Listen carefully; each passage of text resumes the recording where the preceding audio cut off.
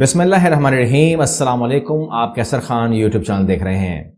ताज़ा तरीन अब तक जितनी खबरें हैं सब आपके सामने वन बाय वन रख रहा हूं।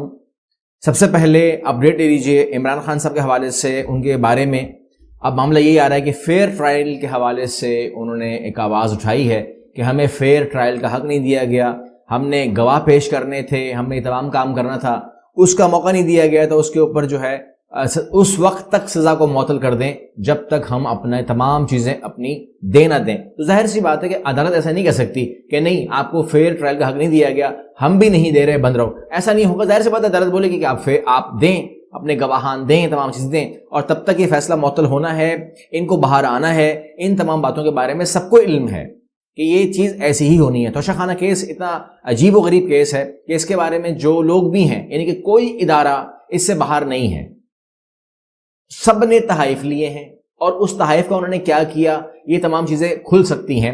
शुरू से शुरू करना पड़ेगा, तब इमरान खान में बात आएगी। इमरान खान तो आखिरी आदमी है जिसने तोशाखाना को यूज़ किया होगा। इससे पहले जो है जिसने शुरुआत की, जिसने ये तय किया कि 10% अमाउंट देनी है, 20% अमाउंट देनी है, इमरान खान ने तो उसको बढ़ाया था, लेकिन उससे पहले कम अमाउंट के अंदर क्या नहीं लिया गया, किसने नहीं लिया, किस इदारे ने नहीं लिया, जजेस समेत, आप कोई भी इदारा, कोई नाम भी बोलेंगे, कोई नाम इदारा भी बोलेंगे, सब ने गुजरते गुजरते मरीम ने भी जो है पाइनएप्पल के डब्बे उठाए हैं। ये तमाम चीज़ें जो है ना सबके इल्म में है।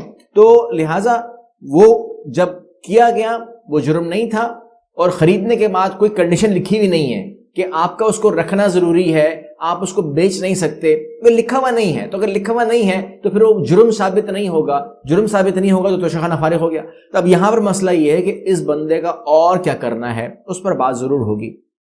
देखते हैं जो भी अपडेट आएगी ज़मानत के हवाले से, तमाम चीज़ों के हवाले से आपसे कर दूंगा। लेकिन जो माहिरीन है वो कह रहे हैं कि केस फारिग है। अब ये माहिरीन कह रहे हैं कि ये केस फारिग है, कोई और केस निकालना पड़ेगा, और बहुत सारी बातें खतरनाक आ रही हैं हमारे सामने। मैं साफ कह रहा हूं आपको, मैंने बहुत सारी खतरनाक बातें सुनी हैं, लेकिन वो चूंकि वो जराए बता रहे हैं और वो कह रहे हैं कि जी ये चीज़ें हमारे हाथ में आई हैं, वो हम आगे नहीं दे सकते, तो हैं तो खतरनाक, लेकिन उसको अभी डिस्कस हम नहीं कर सकते। राउंड द वर्ल्ड जो है वो सर्कुलेट कर चुकी हैं, तो बस इतना इशारा काफ़ी है।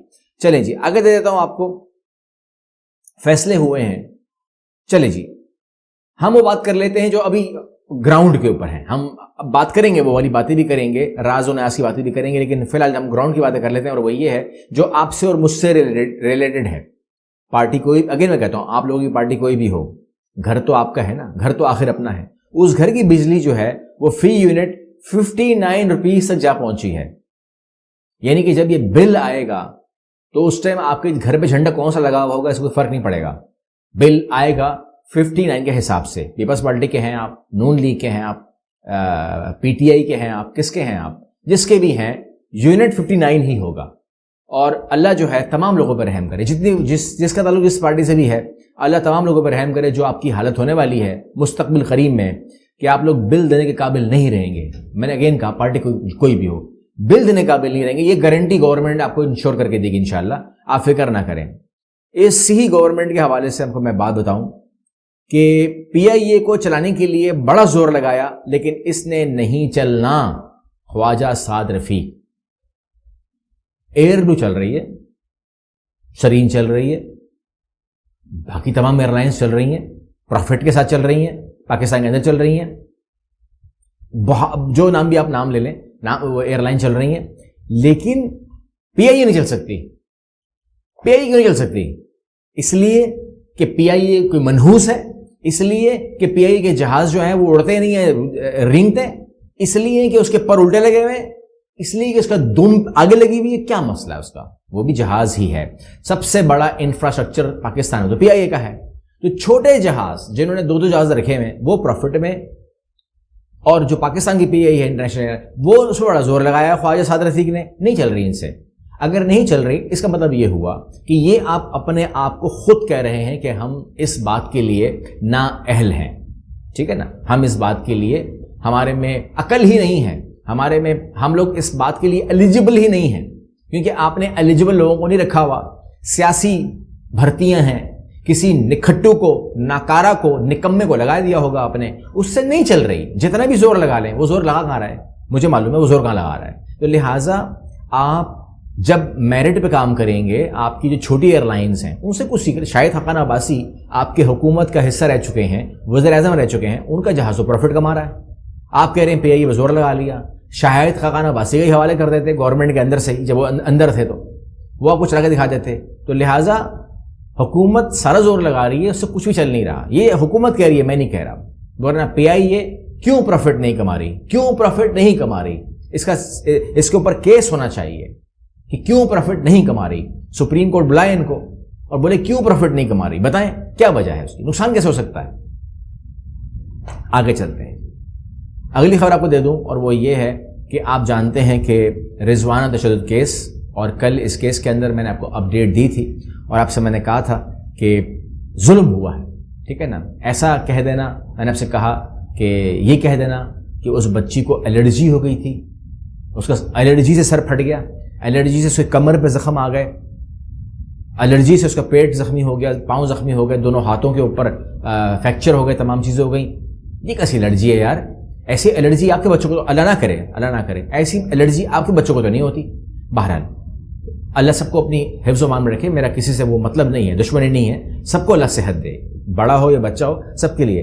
لیکن جو فیصلہ ہوا ہے آپ کے نظر میں کر دیتا ہوں, اور وہ یہ ہے کہ اگین وہ وہاں پر مطمئن نہ کر سکی, اور جج کی اہلیہ جو ہے وہ کمرہ عدالت کے بعد سے وہاں سے وہ جو ہے وہ ضمانت خارج ہو گئی اور وہ گرفتار ہو گئی. انہیں گرفتار ہونا چاہیے تھا, اتنا تو کم از کم ہونا چاہیے تھا کہ وہ گرفتار ہوں, اور اس کے بعد جو بھی معاملہ ہو وہ کم از کم گرفتار تو ہوں. تو یہاں پر ایک تو وہ کم عمر, نمبر 1 پہلا جرم, آپ ایک کم عمر بچی سے کام کرا رہی تھیں, اس سے تو آپ منکر بھی نہیں ہے نا, آپ کہتی ہاں میں کرا رہی تھی, جرم ثابت ہو گیا. دوسرا جرم آپ کا جس سے آپ انکاری نہیں ہیں کم از کم, کہ میں اس کو 10,000 روپے سیلری دے رہی تھی, آپ کو تو کم سے کم سیلری 25,000 دینی چاہیے. پاکستان قانون کہتا ہے, آپ کا شوہر جج لگا ہوا ہے, اس کو نہیں پتا قانون کا, اس کو قانون ہم بتائیں گے. تو لہٰذا آپ اس کو 10,000 روپے دے رہی تھی, آپ جرم کر رہی تھیں, جرم نمبر 2 ثابت ہو گیا. جرم نمبر 3 جو ہے آپ کی میڈیکل رپورٹ کے بعد وہ آ جائے گا, اور یہاں پر کوئی چیز آپ کی جسٹیفائی نہیں ہو رہی ہے, ٹھیک ہے نا. رضوانہ کی عمر 13 سے 14 سال ہے, وہ انڈر ایج ہے, آپ نے اس کو ملازمہ رکھا ہوا تھا, یعنی کہ کوئی شرم و حیا تھی کہ نہیں تھی. تو یہاں پر جو ہے کہتے ہیں کہ جی سومیہ عاصم کی زندگی کو خطرہ ہو گیا ہے, میڈیا پر جرم بنا دیا گیا ہے, تشدد کا شکار رضوانہ کا علاج لاہور کے جنرل اسپتال میں ہو رہا ہے, حکومت نے ان کے علاج کے لیے سینئر ڈاکٹر مشتمل بورڈ بنا دیا ہے, تمام چیزیں ہو گئی ہیں وغیرہ وغیرہ وغیرہ. بڑا خطرہ ہو گیا آپ کے.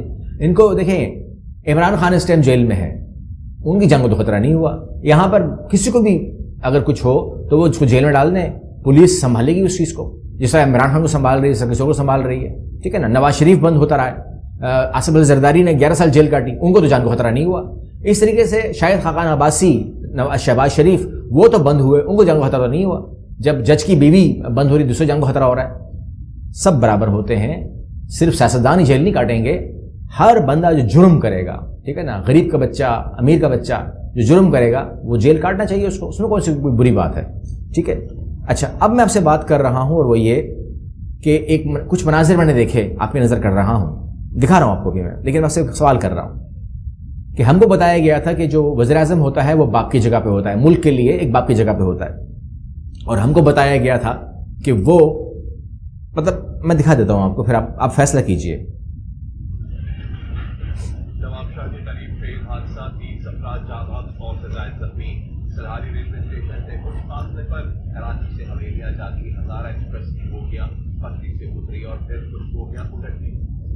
یہ آپ اسکرین پہ دیکھ رہے ہیں, ایک بوگیاں, قتل نہیں کہنا چاہیے, اموات, 30 اموات, 100 زخمی, اور اس کے علاوہ جو آپ دیکھ رہے ہیں ہمارا پرائم منسٹر ڈانس کر رہا ہے. سیم ڈے 6 اگست صبح واقعہ ہوتا ہے اور شام کو ہمارا وزیر اعظم ڈانس کرتا ہے. میں اگر آپ ناراض نہ ہو تو میں سوال کر لوں, معافی کے ساتھ, معافی مانگتے ہوئے, کیونکہ مجھے ہر بندہ عزیز ہے اور نواز شریف کی زندگی مجھے عزیز ہے, لیکن اگر نواز شریف کچھ ہو جاتا تو کیا یہ بندہ ڈانس کرتا؟ تو آپ کا جواب ہو سکتا ہے کہ نہیں کرتا. مطلب یہ ہوا کہ اس نے ملک کے بچوں کے اندر اور اپنے اس کے اندر فرق کر لیا. آپ مانتے ہیں آپ فرق کیا ہے اس نے, فرق کرنا اس کا فرض نہیں ہے, یہ فرق نہیں کر سکتا, نمبر 1. نمبر 2, جرم.